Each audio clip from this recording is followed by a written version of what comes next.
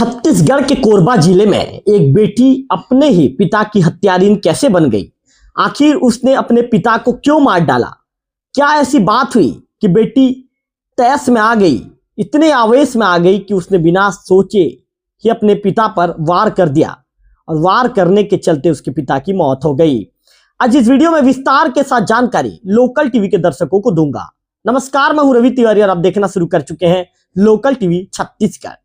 तो छत्तीसगढ़ के कोरबा जिले में एक बेटी ने अपने पिता की गला काट कर हत्या कर दी। बेटी यूट्यूब पर वीडियो भी अपलोड किया करती थी और एक यूट्यूबर भी थी। जिस तरह की जानकारी हमारे लोकल टीवी के पास है, तमाम मीडिया रिपोर्ट्स में छपी जानकारी के मुताबिक ग्राम रलिया स्थित लिमुंडा बस्ती में रहने वाले अशोक कुमार केवट 55 की 3 बेटियां हैं जो 8 साल से पिता से अलग रह रही थी। आरोप यह निकलकर सामने आया है कि अशोक अपनी पत्नी और बड़ी बेटी के चरित्र पर शक किया करता था, जिसके बाद सब अलग रहने लगे थे। पत्नी बेटियां जमीन का हिस्सा लेने गांव आई थी। रात के करीब 2 बजे के आसपास का समय था। 2 बजे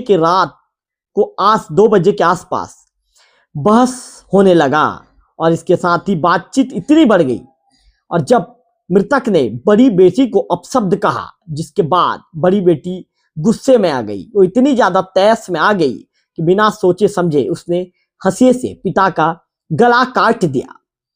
पूरा मामला कोरबा जिले के हरदी-बाजार थाना क्षेत्र का है।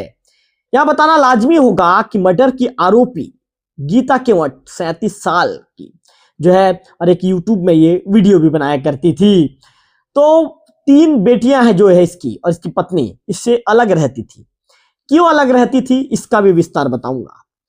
मृतक की पहचान 55 वर्षीय अशोक कुमार केवट के रूप में हुई है। बताया यह जा रहा है कि अशोक की पत्नी और 3 बेटियां पिछले 8 सालों से कोरबा के आदिले चौक में अलग रहती थी।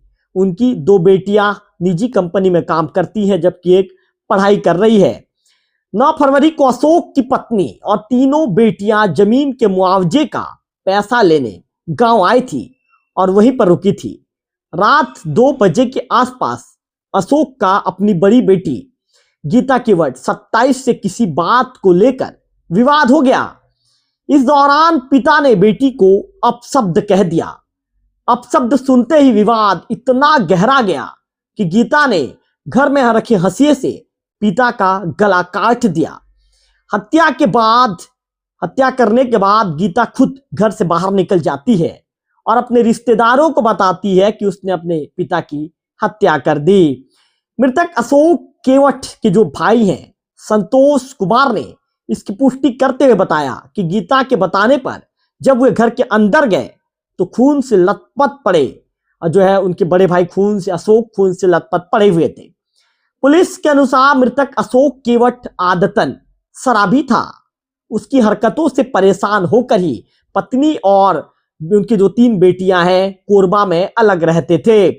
अशोक अपनी पत्नी और बेटियों के चरित्र पर भी सवाल खड़ा करता था, जिससे वे काफी परेशान थी।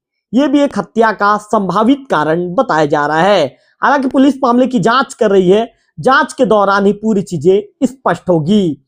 तो निश्चित तौर पर जो एक बड़ी घटना घटी है, हरदी-बाजार के जो थाना प्रभारी हैं उन्होंने बताया है कि घटना की सूचना मिलते ही पुलिस की टीम मौके पर पहुंची और आरोपी बेटी को गिरफ्तार कर लिया गया है। पुलिस मामले की आगे की जांच कर रही है और हत्या के वास्तविक कारणों का पता लगाने का प्रयास किया जा रहा है।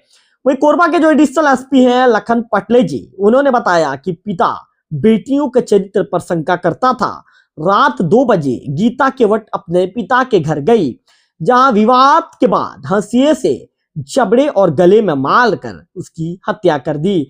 तो आपने इस केस में देखा, मैंने आपको इसका विस्तार जो बताया था, इसमें आपने देखा कि कैसे एक आदतन शराबी पिता रात के 2 बजे के आसपास अपनी बेटी से विवाद करता है।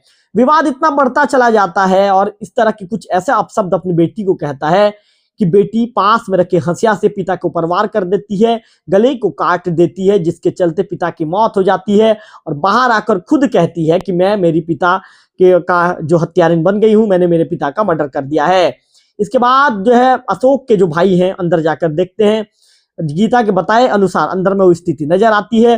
पुलिस को सूचना दी जाती है और पुलिस की टीम मौके पर पहुंचती है और पहुंचने के बाद फिर आरोपी बेटी को गिरफ्तार कर लिया जाता है। आपने देखा, मैं हमेशा कहता हूं कि नशा नाश का कारण है, नशा परिवार तोड़ता है। तो इस घटना में भी ऐसे ही नजर आया।